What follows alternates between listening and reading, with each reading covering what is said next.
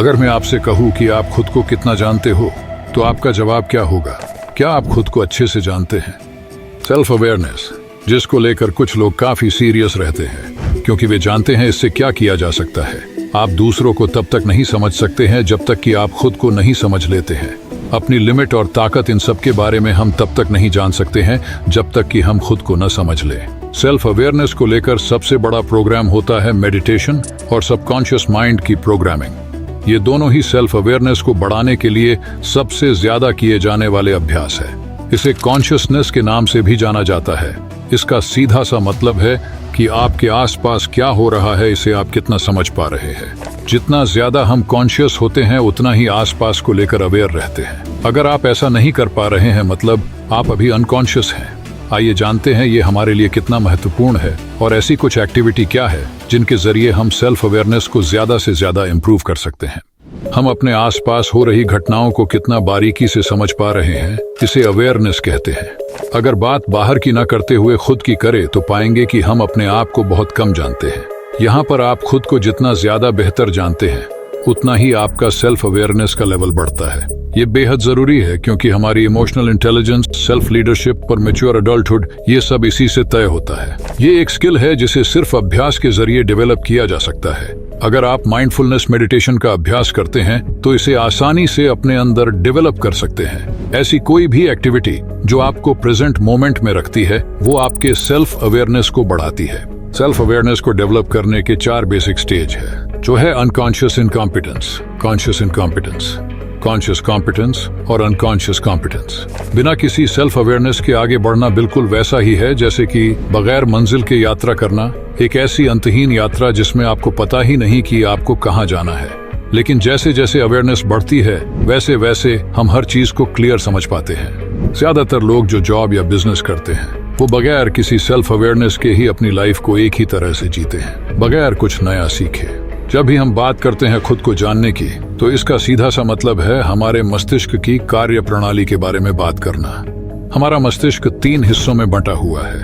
पहला है नियोकॉर्टेक्स, मस्तिष्क का वो हिस्सा जो थिंकिंग और लर्निंग ब्रेन कहलाता है। ये हिस्सा भाषा, थॉट और रीजनिंग को कंट्रोल करता है।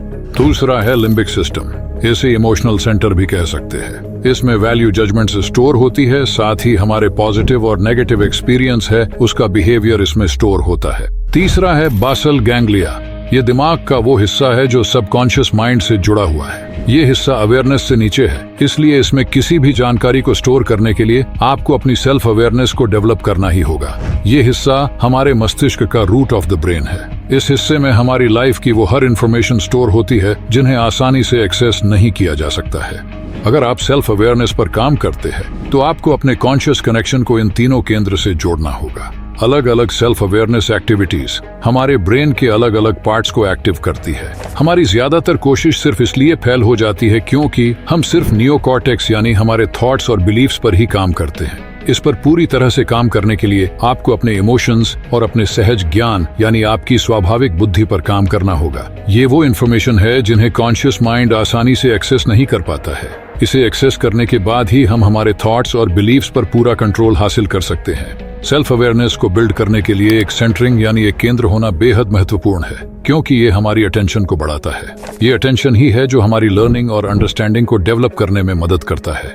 इसके लिए माइंडफुलनेस मेडिटेशन की प्रैक्टिस को सबसे महत्वपूर्ण बताया जाता है।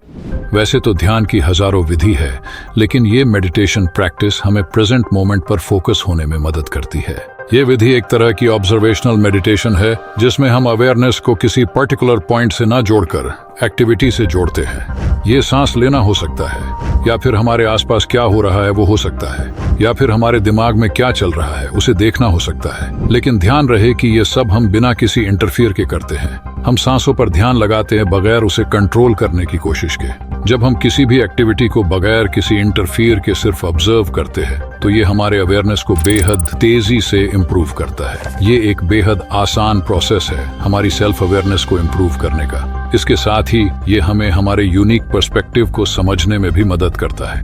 माइंडफुलनेस मेडिटेशन में हम हमारे थॉट्स, फीलिंग्स, एक्शंस और बिहेवियर को मॉनिटर नहीं करते, बल्कि सिर्फ होते हुए देखते हैं।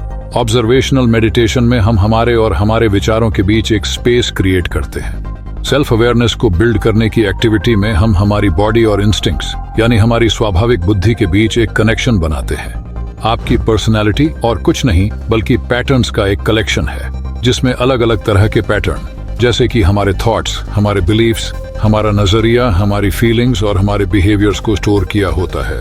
इन्हें हम अपने एक्सपीरियंसेस और एनवायरनमेंट के आधार पर अनुभव करते हैं। ज्यादातर पैटर्न हमारे अवेयरनेस के निचले स्तर पर स्टोर रहते हैं। जब इन्हें पर्सनैलिटी में शामिल किया जाता है तो ये हमारी कॉन्शियसनेस को बढ़ाने में हेल्प करते हैं। इसके लिए कुछ खास एक्टिविटी है जिन्हें आप कर सकते हैं, जैसे कि स्ट्रेंथ असेसमेंट। किसी भी काम को करने के दौरान हम खुद की स्ट्रेंथ का इस्तेमाल किस तरह करते हैं, ये हमें स्ट्रेंथ असेसमेंट के जरिए समझने में हेल्प मिलती है। Self reflection. हर रोज शाम के दौरान खुद को एकांत में समय दे और सोचे कि आपके बिहेवियर में किस तरह के बदलाव नोटिस हुए हैं। कल आपका बिहेव कैसा था और आज कैसा था। ये सब हमें सेल्फ रिफ्लेक्शन एक्टिविटी के जरिए समझने में हेल्प मिलती है। Personal values. ये जानने की कोशिश करें कि आपके लिए सबसे महत्वपूर्ण क्या है। जब हम अपने पर्सनल वैल्यूज को लेकर सेल्फ अवेयर होते हैं, तभी हम लाइफ में उसके साथ साथ बढ़ पाते हैं। Personal vision. हम सब अपने भविष्य की एक कल्पना हमेशा रखते हैं। इस तरह का सेल्फ एक्चुअलाइजिंग इंडिविजुअल्स हमारे सेंस ऑफ डेस्टिनी को दर्शाता है। जर्नलिंग। अपनी एक्टिविटी और थॉट्स को एक जर्नल में लिखना सबसे अच्छा तरीका है सेल्फ अवेयरनेस को बिल्ड करने के लिए।